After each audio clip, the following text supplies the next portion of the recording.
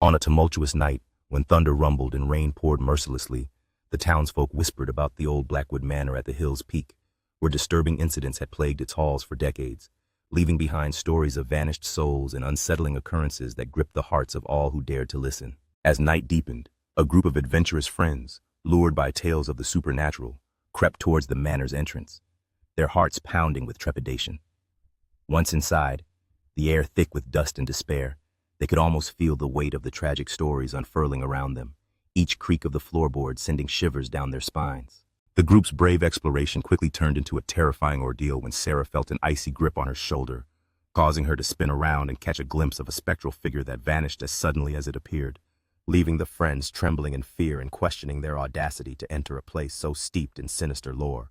Driven by a mix of dread and curiosity, they found themselves standing at the foot of the staircase leading to the attic, hearts racing as they made the decision to uncover the chilling secrets buried within.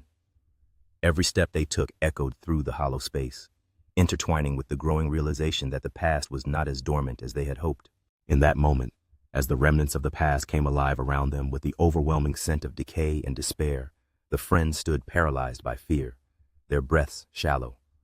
The warnings etched into the air seemed to echo the tales of sorrow and vengeance that had been carelessly ignored by those who dared to trespass the sacred ground of Blackwood Manor. As the eerie mist enveloped them and the whispers of the past grew louder, the friends realized they had awakened something far more sinister than they could ever have imagined. Frantic and terrified, they made their desperate attempt to escape, but the ancient house had other plans, drawing them further into its maelstrom of sorrow and despair. With desperation fueling their every move, the friends screamed in unison, their voices blending with the anguished cries of restless spirits, each second feeling like an eternity. Just as hope began to wane, they found a flickering light near the stairs, a beacon promising escape from the horrors they had awakened. Racing against the growing cacophony of sorrowful cries that filled the air, the group descended the staircase, their feet pounding heavily against the wood as the chilling presence of the manor clawed at them, urging them to succumb to the past's grasp. Yet driven by the flicker of hope, they plunged forward with all their might.